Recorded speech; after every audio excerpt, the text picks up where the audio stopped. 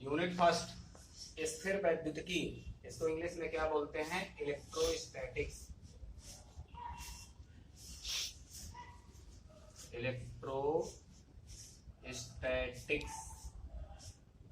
Electrostatics.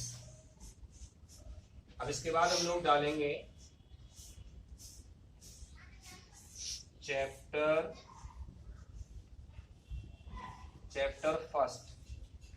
First हमारे पास क्या है? चैप्टर फर्स्ट में हम लिखेंगे कूलाम का नियम, कूलाम का नियम तथा वैद्युत क्षेत्र।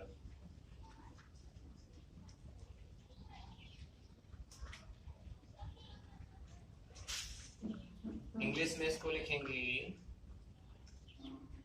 Coulomb's law and electric field.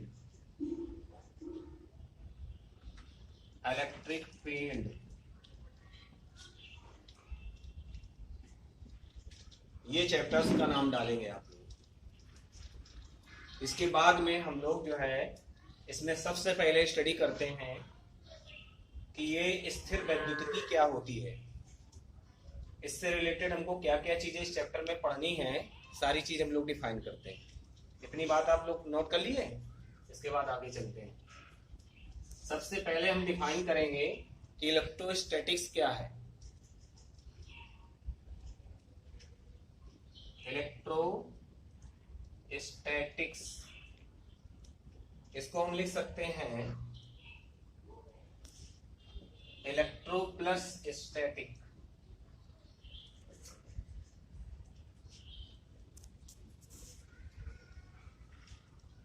Electro को हम लोग कहते क्या है? ये चार्ज कहते हैं, इसी को हम लोग आवेश कहते हैं। और ये जो हमारे पास होगा इसी को हम चार्ज कहेंगे। और ये जो हमारे पास होगा स्टैटिक्स में होता है स्थिर।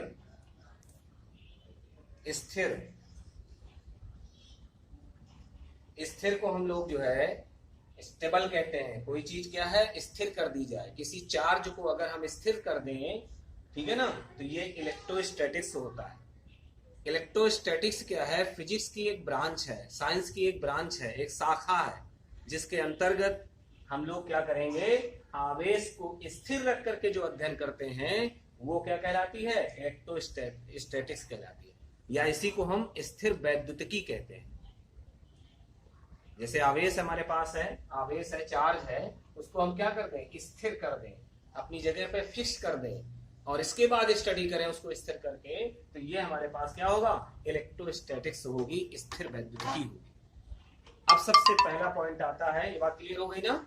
इसके बाद हमारे पास सबसे पहला पॉइंट आता है कि व्हाट इज चार्ज। चार्ज क्या है, इसके बारे में हमको स्टडी करनी होगी। तो सबसे पहले हम क्या डालेंगे? इलेक्ट्रिक चार्ज डालने जा रहे हैं। विद्युत आवेश, इलेक्ट्रिक चार्ज।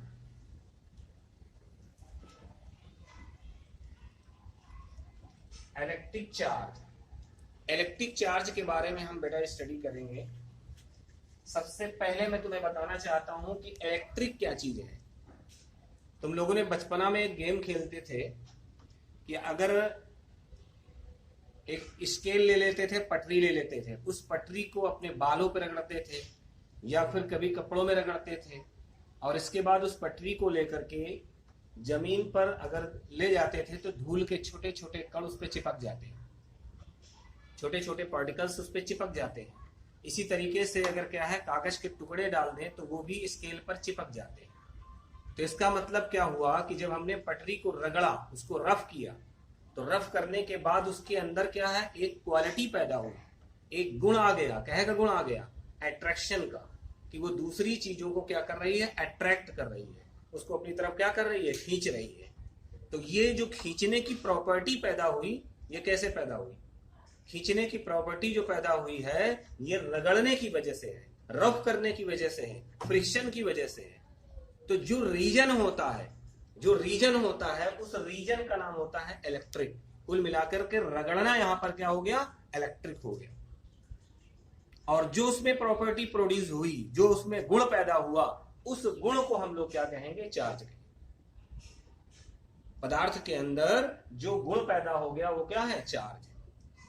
तो चार्ज की हम लोग डिफिनेशन बना सकते हैं कि किसी भी वस्तु का वह गुण जिसके अंतर्गत दूसरी वस्तुओं को खींचने या उसको क्या करने, दूर करने, मतलब उसको अट्रैक्ट करना या रिपल करने की प्रॉपर्टी पैदा हो जाती है, उसको हम क्या बोलते हैं, चार्ज। किसी बॉडी के अंदर वह गुण जिसके द्वारा उस दूसरी वस्तुओं को खींचा जाए या आकर्षित किया जाए, प्रतिकर्षित किया जाए, इस गुण का नाम क्या होता है हमारे पास, विद्युत आवेश कहते हैं। यही है इलेक्ट्रिक चार्ज। अगर तुमसे कोई पूछ ले व्हाट इज इलेक्ट्रिक, इलेक्ट्रिक क्या चीज है, तो आप इसको डिफाइन करोगे कि किसी चीज को रफ करना, रगड़ना इलेक्ट्रिक है। और रगड़ने के बाद उस बॉडी के अंदर जो क्वालिटी आती है कि किसी चीज को अट्रैक्ट करती है या किसी चीज को रिपेल करती है, आकर्षित करती है या प्रतिकर्षित करती है, इस क्वालिटी का नाम क्या होता है, चार्ज। इस गुण का नाम क्या होता है, चार्ज। यही है चार्ज हमारा। तो ये हमारे पास आवेश की प्रॉपर्टी हो गई। अब इसके बाद में हम लोग स्टडी करते हैं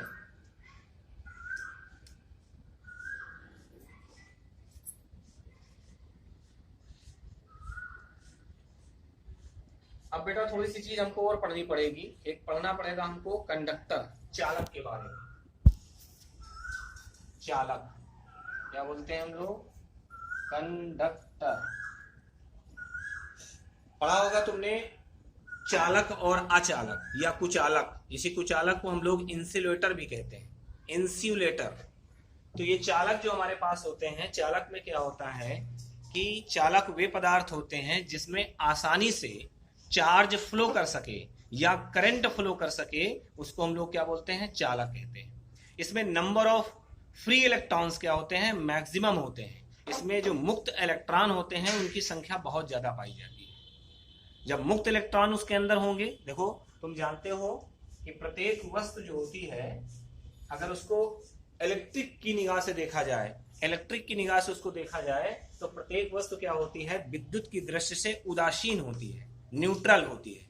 क्यों ऐसा होता है, न्यूट्रल इसलिए होती है कि उसमें प्लस की संख्या और माइनस की संख्या क्या होती हैं, इक्वल होते हैं। मतलब उसे धनावेश और ऋणावेश क्या होते हैं, बराबर। मतलब प्रोटॉन्स और न्यूट्रॉन क्या होते हैं, प्रोटॉन्स और इलेक्ट्रॉन क्या होते हैं, इक्वल होते हैं। तो ये देखिए इसमें ये प्लस प्लस और ये माइनस माइनस। इस तरीके से अगर हम इलेक्ट्रिक के फॉर्म में इसको देखते हैं, इलेक्ट्रिक के रूप में इसको देखते हैं, तो ये क्या है, बोलो, न्यूट्रल है। क्योंकि प्लस और माइनस की संख्या बराबर है, जब दोनों मिलेंगे तो एक दूसरे को कैंसिल कर देंगे, तो ये न्यूट्रल है।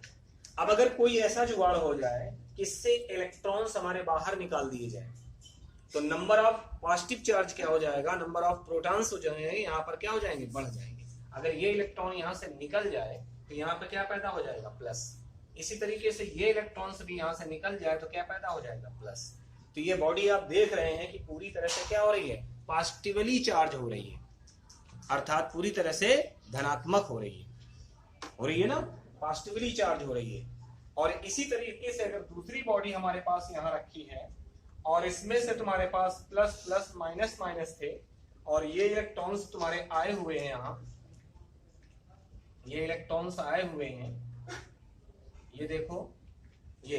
तो जब इलेक्ट्रॉन किसी बॉडी में इंटर करते हैं तो जो पॉजिटिव चार्ज होता है उसको कैंसिल कर देते हैं, अर्थात वहां पर नंबर ऑफ नेगेटिव चार्ज की क्या हो जाएगी, नंबर ऑफ नेगेटिव चार्ज वहां इंक्रीज हो जाएंगे, बढ़ जाएंगे। यहाँ पर क्या है, इलेक्ट्रॉन निकल गए तो प्लस की संख्या बढ़ गई, और यहाँ पर क्या है, इलेक्ट्रॉन शामिल हो गए, आके जुड़ गए, तो यहाँ पर क्या हो जाएंगे, इलेक्ट्रॉनों की संख्या बढ़ जाएगी। तो इस तरीके से ये हमारे पास क्या हो गया, धनावेशित हो गया, और ये क्या हो गया, ऋणावेशित हो गया। ऋणावेशित अर्थात पॉजिटिवली चार्ज, ये पॉजिटिव चार्ज बोल दीजिए इसको, और इसको क्या बोलेंगे, नेगेटिव चार्ज।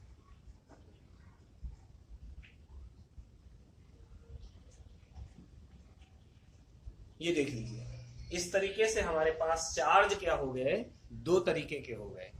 तो आप लोग कंडक्टर समझ गए ना, क्लियर। कंडक्टर्स में से क्या होते हैं, फ्री इलेक्ट्रॉन्स होते हैं, मुक्त इलेक्ट्रॉन होते हैं, वो क्या करते हैं, अपनी जगह को चेंज करते हैं, एक बॉडी से दूसरी बॉडी में चेंज करते हैं, पहुंचते हैं। और एक बॉडी से जब दूसरी बॉडी में चेंज करते हैं तभी वो पॉजिटिव और नेगेटिव होती है। जिस बॉडी से इलेक्ट्रॉन निकल के चले जाएंगे उसमें इलेक्ट्रॉनों को, प्रोटॉनों की संख्या बढ़ जाएगी, अर्थात धनावेश बढ़ जाएंगे, जिससे बॉडी धनावेशित हो जाएगी। और जहां पर जिस बॉडी में वो जाएंगे तो वहां पर क्या हो जाएगा, ऋण आवेश पैदा हो जाएगा, क्योंकि वहां इलेक्ट्रॉनों की संख्या बढ़ जाएगी तो वो वस्तु क्या हो जाएगी, ऋण आवेशित हो जाएगी। इस प्रकार हमारे आवेश के जो है 2 टाइप्स हो गए, 2 प्रकार का हमारा चार्ज हो गया। क्या चीज, पॉजिटिव चार्ज और नेगेटिव चार्ज। बात क्लियर हो गई। पॉजिटिव चार्ज की डिफिनेशन अगर आपको देने के लिए कोई कहते हैं कि व्हाट इज पॉजिटिव चार्ज क्या है, तो आप डिफाइन कैसे करोगे कि जब किसी वस्तु से इलेक्ट्रॉन निकल जाए, अर्थात इलेक्ट्रॉनों की कमी हो जाए, तो उस पदार्थ को हम क्या बोलते हैं, धनावेशित पदार्थ कहते हैं। और उसके अंदर जो गुण प्रोड्यूस होगा, जो उसके अंदर प्रॉपर्टी होगी, जो गुण पैदा होगा, उस गुण का नाम क्या होता है, धनावेश।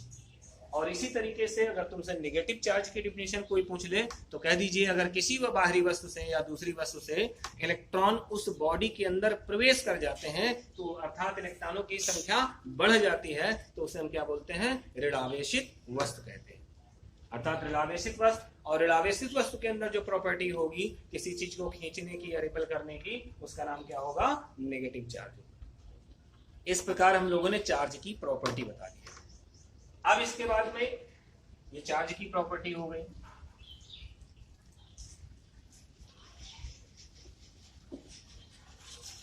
चार्ज के प्रकार हो गए, टाइप्स ऑफ चार्ज के हम लोगों ने प्रकार पढ़ लिए। अब इसके के बाद में क्या होता है, हम आपको बताना चाहते हैं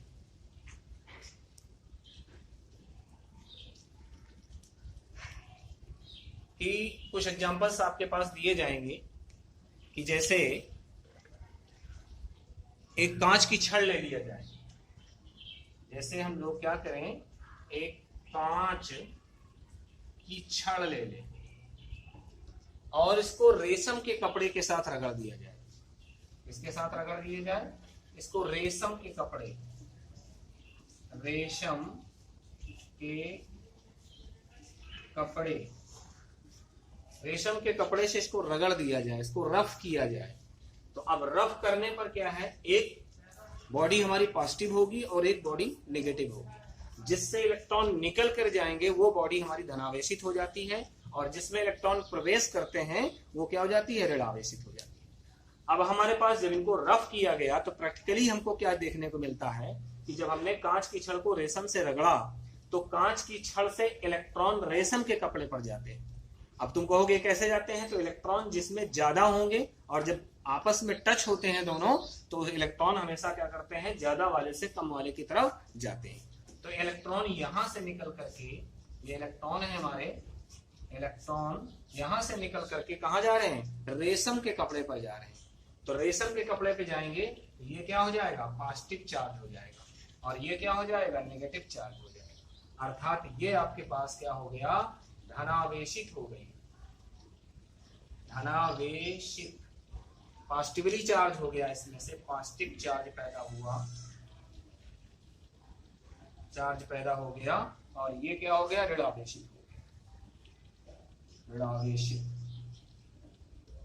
ये ऋणावेशित हो गई, अर्थात नेगेटिव चार्ज पैदा हो इसके। ये एग्जांपल आप दे सकते हैं कि जब हमने कांच की छड़ को रेशम के कपड़े से रगड़ा तो इसमें से रगड़ने पर, रफ करने की वजह से इससे इलेक्ट्रॉन निकल करके रेशम के कपड़े पर जाते हैं।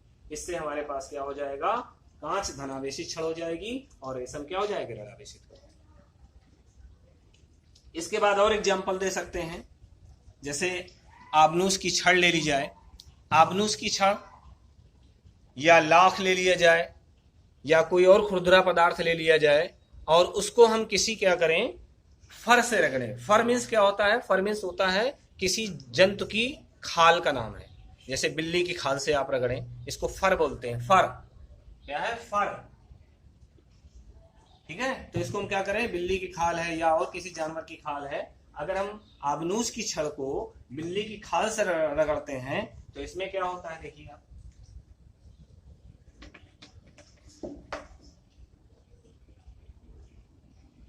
ये हमने आबनूस ले लिया,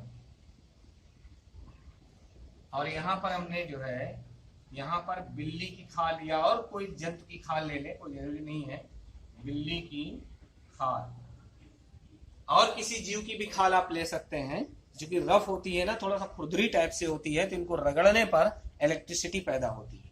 तो आबनूस की छड़ को बिल्ली की खाल से रगड़ा गया, तो इसका रिस्पांस हमारे पास क्या मिला? इसका रिस्पांस ये मिला कि जो खाल है उससे इलेक्ट्रॉन इसमें आते हैं, क्योंकि यहाँ पर नंबर ऑफ इलेक्ट्रॉन ज्यादा रहे होंगे, तो वो क्या करते हैं, इलेक्ट्रॉन इससे इसमें जंप करते हैं, जिससे ये बॉडी हमारी धनावेशित हो जाती है और ये बॉडी क्या हो जाती है, ऋणावेशित। ये एग्जांपल हमने आपको 2 दिखाए। इस तरीके से पॉजिटिव चार्ज और नेगेटिव चार्ज आपके पैदा होते हैं।